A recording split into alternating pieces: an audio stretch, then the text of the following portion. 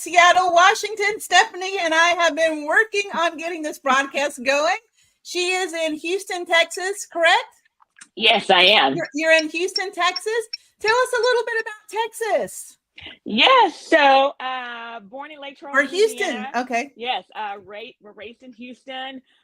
Houston is so diverse. You never know what the weather is going to be. I carry flip-flops, boots, coats, sweaters, shorts in my car because we can have all four seasons in one day, literally. But that's the beauty of Houston, Texas. You get some crazy weather, some good weather.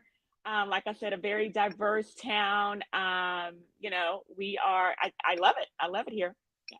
You love it. Okay, so we're going to be talking today with Stephanie about her winery.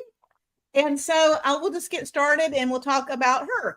Okay, so I'm Jessica Lewis. I'm a digital strategist and marketer. I do a live broadcast that is usually every Friday at 9 a.m. I've started with YouTube video, and then we're also doing live video, and I'm also working on a podcast at the same time. So currently I am broadcasting on Instagram Live, YouTube Live, Facebook Live. It broadcasts on Twitter as well as LinkedIn Live. And you can find me on the following networks here at Jessica Lewis. And Stephanie, how do we find you? Yes, I have a website, franklinvineshtx.com.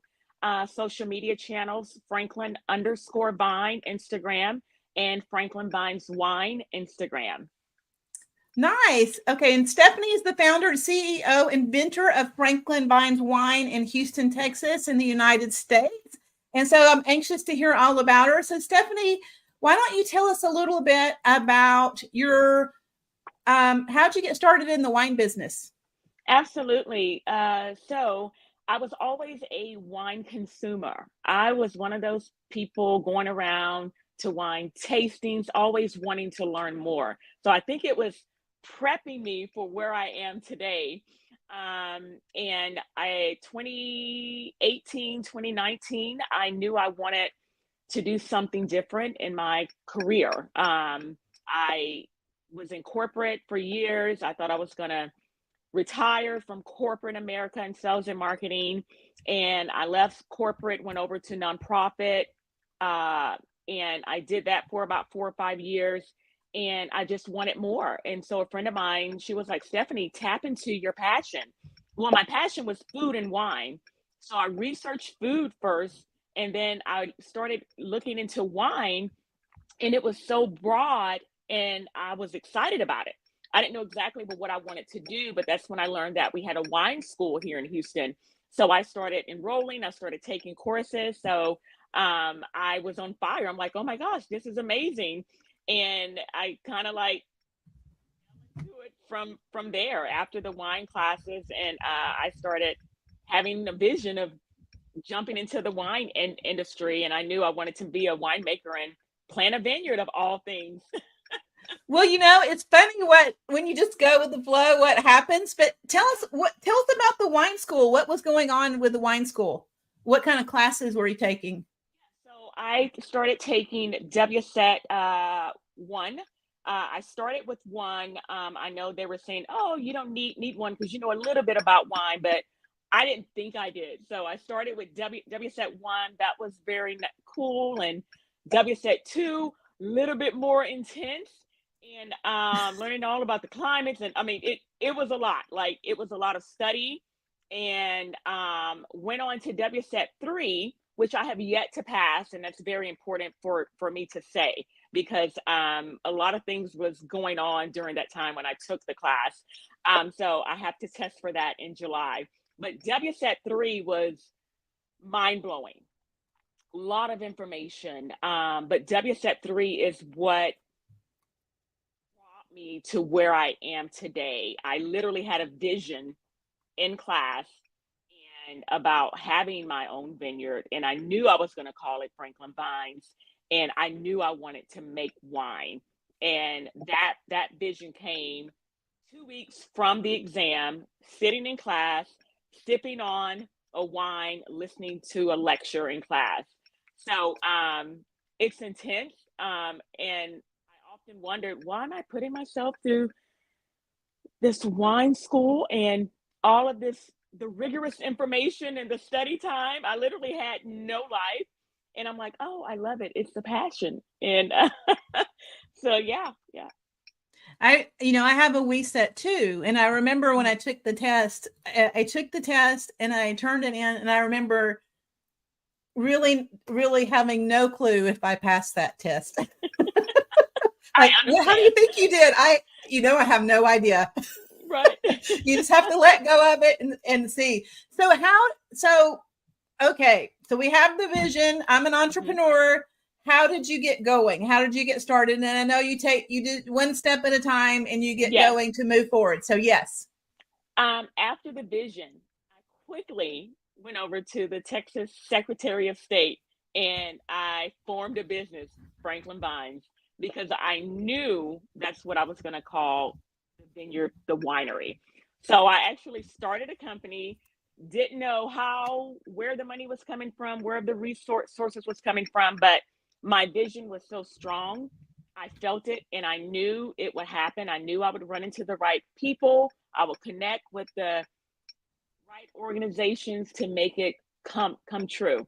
So after that, I literally started immersing myself into the wine culture industry, connecting with wineries and winemakers. I started interning.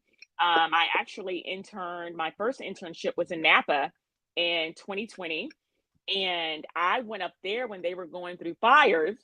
And here in Texas, we were being threatened with a hurricane. And people were like, "Are you nuts? You're going up there? Do you know what they're going through?" I'm like, "Yes, but unless I receive a sign from God, I'm going." And it wasn't the traditional internship, but it was very eye-opening. Everything in wine is not pretty. I don't think a lot of people know what goes on behind the scenes.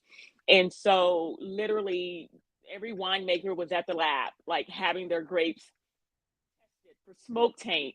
And, I got to listen in on insurance conversations. So I learned a lot. It was just an eye opener. So I'll never forget that 2021, I did a Texas internship. Let me tell you about the Texas internship. Yes. Lots of manual labor. I still have scars uh, to prove that I went through a rigorous internship, winemaking, touchdowns. I saw every part of winemaking. It was enough to make me say, "Stephanie, are you sure you want to do this? Because this is a lot of work. It is a lot of work. Are you cut out? You're older, you're starting a whole new career." And it scared me, but I was still excited about it. Something about all of that kept pushing me forward. And it was quite the experience. How do you go about getting an internship? Well, in 2020, my Napa internship, my first internship, actually a winery reached out to me, and I'm gonna give her a shout out. Jamie Aroha with Trois Noir Winery reached out to me via Instagram, and so funny because I like to speak things into existence. So I was like, I'm gonna be a winemaker. So she thought I was already a winemaker and asked me to come down if I was interested in coming down and do be a consultant winemaker on one of her projects. And I said, I'm not a winemaker yet. I'm looking for experience. And so she asked me if I wanted to come out and intern. I'm like, yes, I wanted to. Yes. So that's how all of that got started. In 2021, my Texas winemaking internship, I actually reached out to one of the top leading winemakers via Facebook and with a simple question about winemaking. That um, Facebook connection turned into a phone call, which led into me going out to the winery, having a conversation, meeting the entire team, and I was later offered an internship. So I like to say it's luck, but I think it's just my time. I feel like whenever I said I wanted to learn wine, be a winemaker, be a vineyard, and start really doing the work, I feel like the universe started to connect the dots for me. And that's literally been the road I've been on. So, real quickly, do you want to add this into your family history? You've got a family history with the land. So, do you want to talk about that real quickly? I do. So when I had the vision of just having a beautiful vineyard, a small vineyard, and making wine, it was all about Stephanie and her passion, dreams. When I said I was going to plant the vineyard on my grandfather's land in a historical town called Shankleville, Texas, it was not about me anymore. It became about the community, because the community was is excited about things that I'm trying to do. So now it's about building the economy, boosting the economy, creating new jobs, creating new skill sets, being an intern hub for kids, for youth who are getting into agriculture, who may not know exactly what they want to do. So again, it's not about me anymore. It's about the community, and I just hope my grandfather is looking down on me and he's proud of the things that I'm trying to do. No one else in the family has done anything with the land. So Stephanie, with her bright ideas, oh, I'm going to plant a vineyard, and I'm new in this industry, and so it's an experience. I'm learning a lot. I'm learning as I go. I don't come from wine. I don't have a wine background at all. And so, but it's been exciting, it's overwhelming, and it's extremely scary.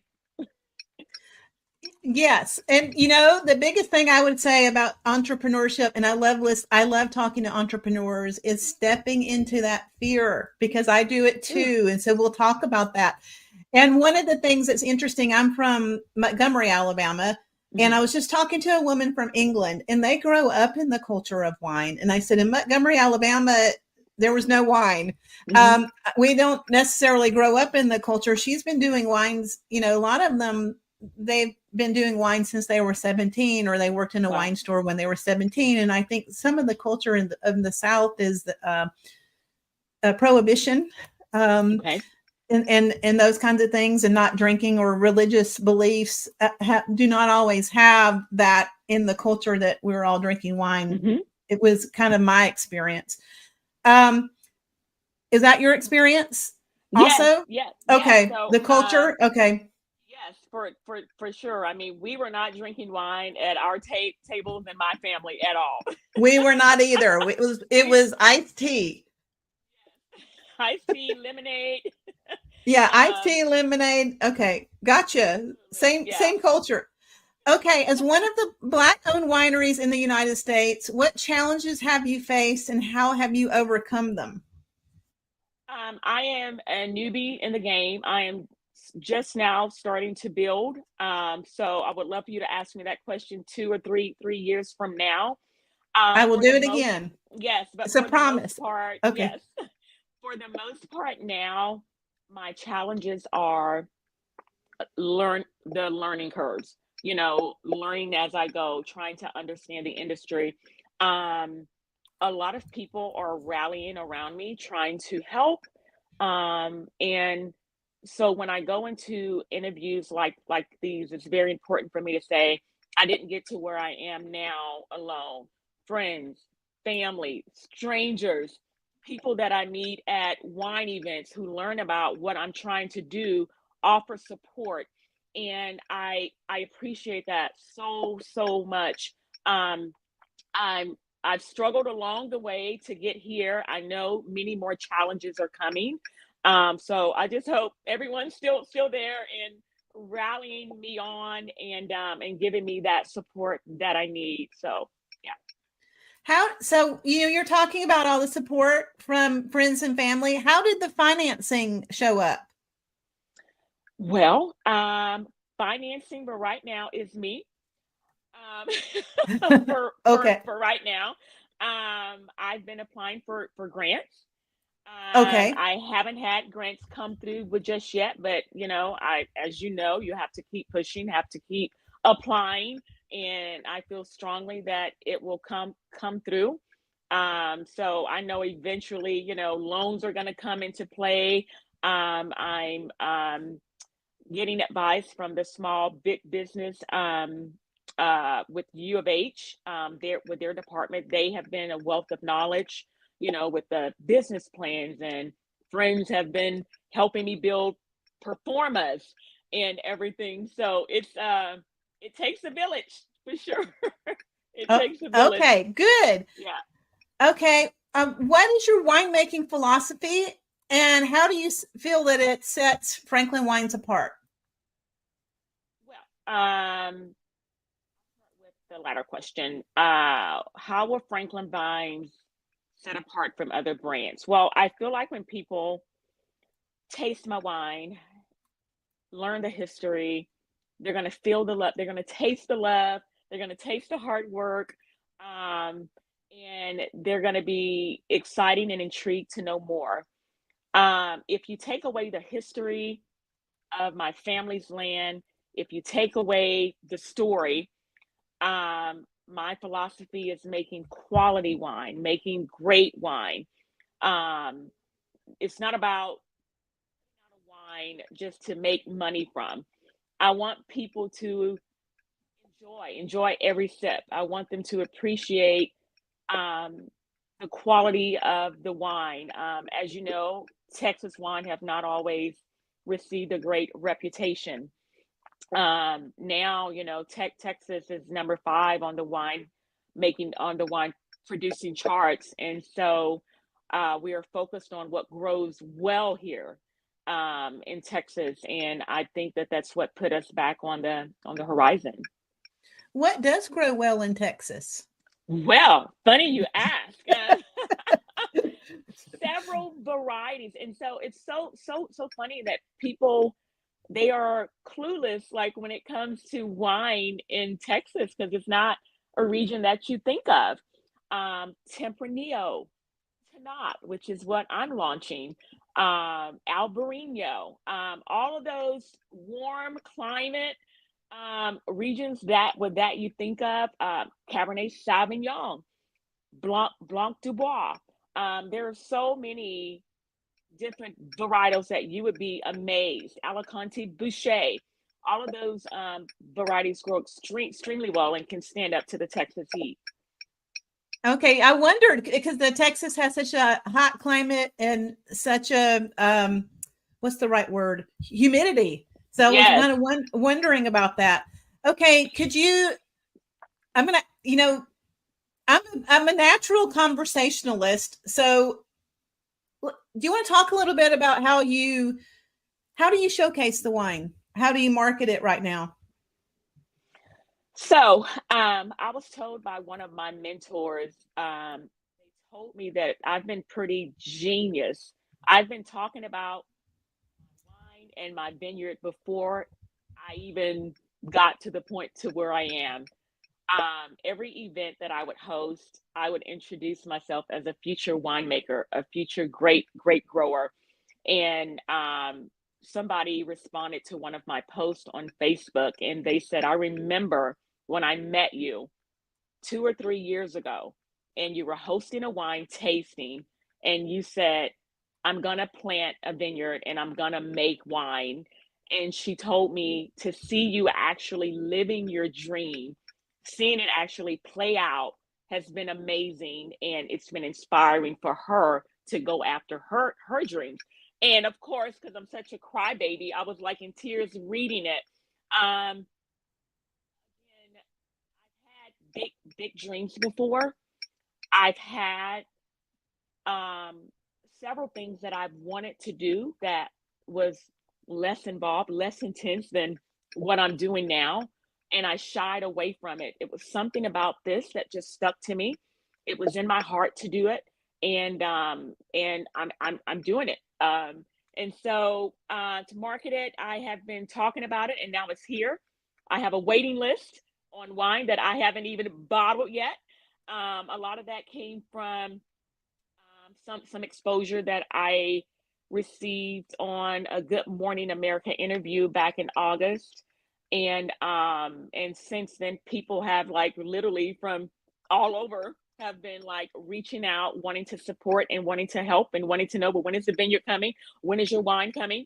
And so yeah, I don't know if I'll have enough wine to share with everybody, the first vintage. So I don't know. Well, that's a good problem to have, though, isn't Yeah. it? Yeah. Yes. Okay, and I'm going to ask you this. We may have just covered that, but could you share a memorable vintage from Franklin Wines and what makes it special? Did we just sort of go? Okay. Yeah, but I'll answer that. So my first vintage will be the one that I'm launching this year, Okay. which will be a Tannat. So I went with Tannat wine, the grape, because it's a lesser known grape in the States. Not a lot of people know. And I think I had a little bit influence on one of my mentors. He was one of the first people to champion the grape in Texas. Tannat originated in Mataron, France. And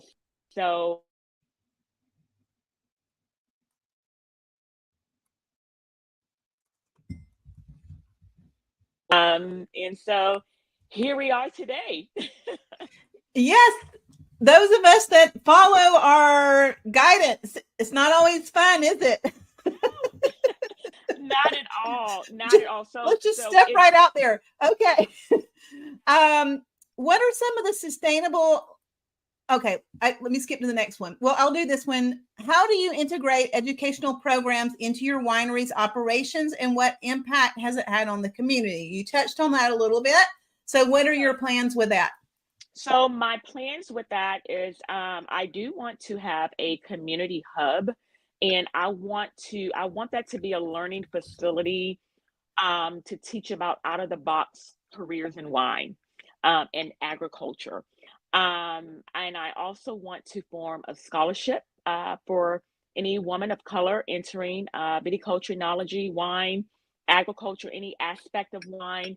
I want them to have support. I want them to have an easier start than what I did. And I also want to have a scholarship for women 45 and older who are starting a new career in wine, because it's tough. It's scary when you jump out on a limb at a middle age, and when I could have, like, I've wanted so many times to go back to corporate because that was so easy for me.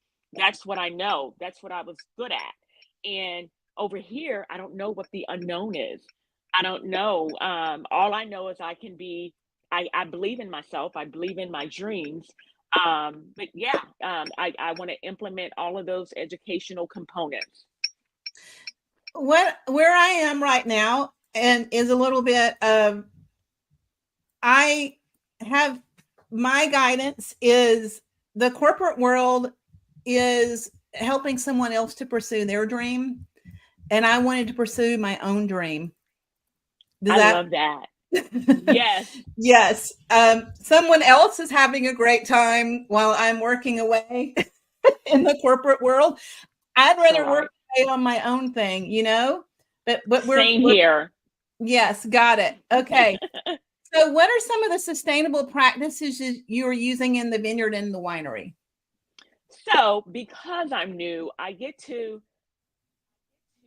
hone in on all of these things that are eventually going to take us into the future.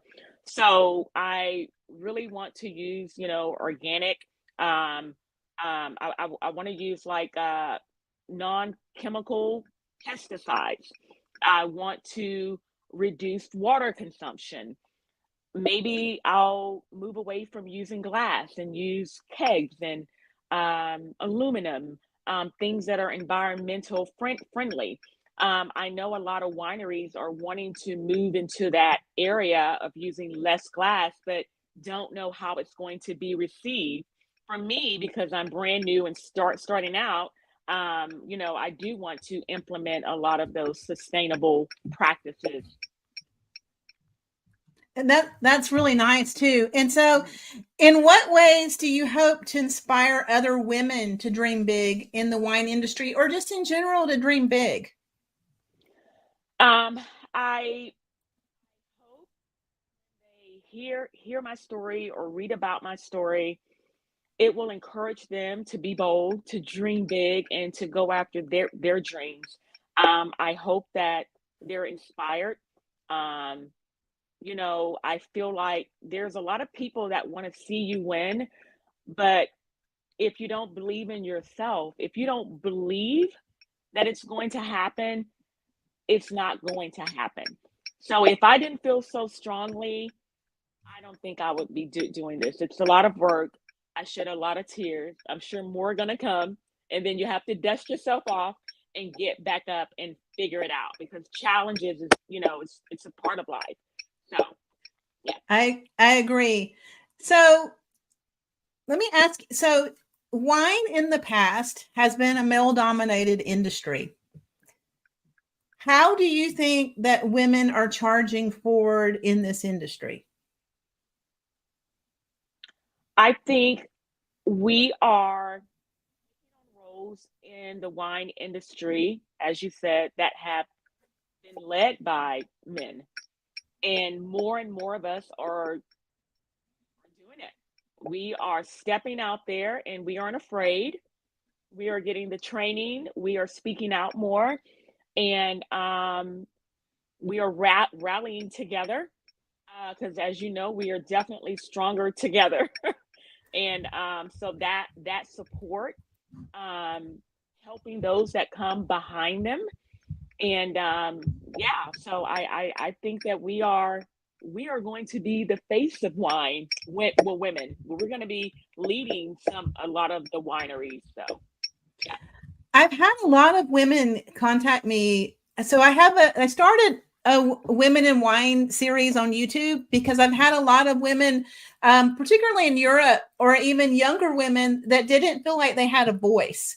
So they wanted me. So what I feel like I'm doing right now is creating a voice for all kinds of people to have a platform to speak. So during the pandemic, I started this on social media, and we were all stuck at home with the pandemic, and it became a centralized place for people to talk to one another. Mm-hmm. And so it's been kind of an interesting ride there too. So looking at the future, what are your aspirations for Franklin Wine over the next decade? Where are you hoping to go? What would you like to happen? And you've discussed that a little bit, but you can elaborate on that, and I can come up with something else to ask you if you've already Absolutely if you've already gone into that too much. I have an answer for you. Yes. Okay. Hopes for Franklin Vines Wine. I want to acquire 20 to 50 acres of land in Shankleville, Shankleville, Texas, which is East Texas. And I want that to be one of the top wineries, great growing regions. I hope to form a new AVA. I'm researching that as if I don't have enough to do. I would love to have Shankleville, like an area, like a new AVA area in Texas. I hope to inspire more people to get into agriculture, to plant more vines, and be winemakers. Have more women enter the winemaking industry. Yeah, I want to plant 3 different varietals, and I'll keep it at that. Okay. Yeah. Okay. That sounds great. Okay. So would you like to tell everyone how they find you? If they want to come to Texas and visit, how do they find you? How do they locate you? Yes, ma'am. I live in Houston, Texas, and where I'm planting my vineyard is in Shankleville. We are in the beginning stages, and so reach out to me via my email. A lot of people have my phone number. My email is franklinvines@gmail.com. my social media channels. It's always Franklin Vines. I will be probably having a community event when we start to plant. And so anybody who wants to join that, there will be information coming up on that. And we welcome everyone that wants to lend a hand. Okay, and let me know when that happens, and I'll help you out with that too. Well, thank you. Yay. I'm so glad we got this worked out. Thank you, Stephanie. I really Me enjoyed too. talking to you. And we'll just play the little end here and we'll tell everybody bye. And then also, if you want to later, we can do this live. And when we do it live, we now know how to get through the technical difficulties. When we do it live, people can ask live questions at the same time. So thank you so much. Thank you.